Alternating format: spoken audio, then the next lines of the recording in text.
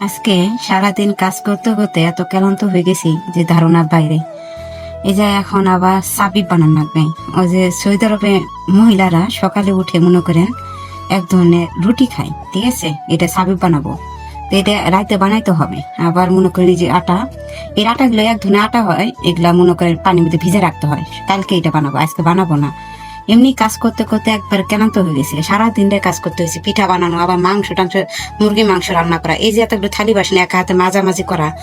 মনে করেন 2 তলা বাড়ি পুরারাই পয়সা করে রাখছে, কারণ মালিকের পোলাবো, মালিকের মেয়েরা আসবে, সবাই আসবে। তো এই জন্য ঘর বাড়ি পরিষ্কার পরিচ্ছন্ন করা। আবার মনে করেন তো খাওয়ার কোনো টাইম নেই, সকালে আবার খাই, মনে করেন দুপুরে খাই। এই যে মুরগি মাংস গুলো রান্না করে রাখছে, তো দুপুরে যেগুলো বানায়, সকালে যেগুলো রান্না করছে তো পিঠা বানাইছি। তা আবার সন্ধ্যার দিক দিয়ে আবার এগুলা বানানো হয়েছে। ঠিক আছে, এগুলা এখন আজকে পিঠা বানাবো না, আজকে যে রুটি যে এগুলা সাবিব বানাবো, যেগুলো আটা দিয়ে খেলাম, আর এগুলা যে ইলবার মধ্যে খেয়ে দেবো নর্মাল ফ্রিজে। কালকে সমোসা বানাবো, আজকে বানাবো না। খুব মনে করেন 11টা বাজে গেছে গা। ঠিক আছে, তো এই যে ঘর বাড়ি একা হাতে কাম ছাড়া, ঠিক আছে, আমার জন্য কষ্টকর হয়ে যায়। ওদের কাছে এগুলো ঘর বাড়ি পরিষ্কারটারে মনে হয় নোংরা, আর আমরা যে আর নোংরাটা ওর কাছে পরিষ্কার মনে হয়। এই যে এত সুন্দর ঘর বাড়ি পরিষ্কার করে রাখাটা ওদের কাছে এটা পাত্তা, ওদের কাছে এটা মনে হয় না যে পরিষ্কার। ঠিক আছে, তো সারাদিনটা কাজ করছি, এত কাজ করছি যে ধারণা বাইরে। 5টা ঘর পরিষ্কার করা, টয়লেট পরিষ্কার করা। আবার মনে করেন শীতকালে এক ধরনের আমরা যেমন আগুন তাপাই, এরকম আগুন তাপার জন্য একটা ঘর আছে, এটা পরিষ্কার করে রাখছে। মনে করেন প্রচুর কাজ করতে হয়েছে। আবার এক হাতে পিঠা বানানো, রান্না বান্না, আবার মাগরিবের সময় গাহুয়া তৈরি করার সময় দেশের হালামালা তৈরি করে দেওয়া। মনে করেন আর তো গাহুয়ার সাথে মনে করেন একটা না একটা মিষ্টি জাতীয় জিনিস, একটা না একটা ভাজা পড়া জিনিস খাবি। ঠিক আছে, তো আবার দুপুরে রান্না বান্না করা। হ্যাঁ, আবার সকালে মনে করেন নাস্তা করে।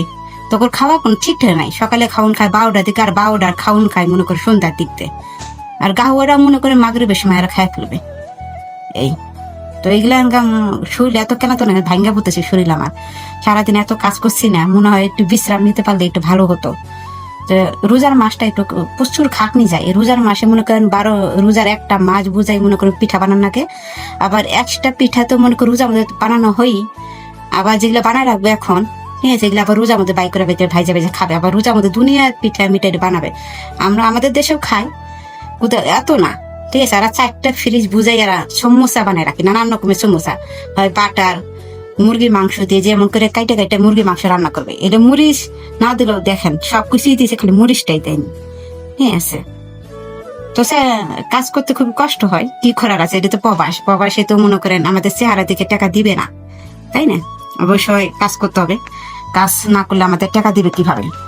অন্যকে ভাবে যে আমাদের চেহারা থেকে টাকা দেয়, চেহারা থেকে টাকা দেয় না। ঠিক আছে, কাজ করতে হয়। এই যে এখন পর্যন্ত আমি খাইনি, 11টা বাজে। সকাল থেকে ঘুমাইতে উঠে কাম করতেছি, ঘুমাইতে ঘুমাইতে 1টা 2টা 3টা বাজে। ঠিক আছে, ঘুমের কোনো ঠিক ঠিকানা নেই।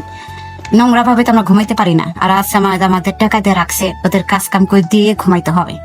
ঠিক আছে, তো এইগুলা নর্মাল ফ্রিজে থুবো, থুবার পর কালকে বানাবো পিঠা, আজকে বানাবো না। আর সব ভিডিও আমরা নিতে পারি না, কারণ এই জায়গাতে তো কাজ করি। আমার ভিডিওটা ম্যাটার করে না, ম্যাটার করে কাজটা। যত আমি সুযোগ পেলে 1টা 2টা ভিডিও আমি নেই, এই তো নেওয়ার চেষ্টা করি। তো শরীর আসলে প্রচন্ড খিদা নাকছে, যেমন তেমন মনে করি শরীরে বিশ্রাম চাইতেছে আমার। কি করব কিছু বুঝে না। আবার পিঠা বানাইতে হবে, যে রুটি পিঠাগুলো বানাবো, যেগুলো দেখালাম আপনাদেরকে।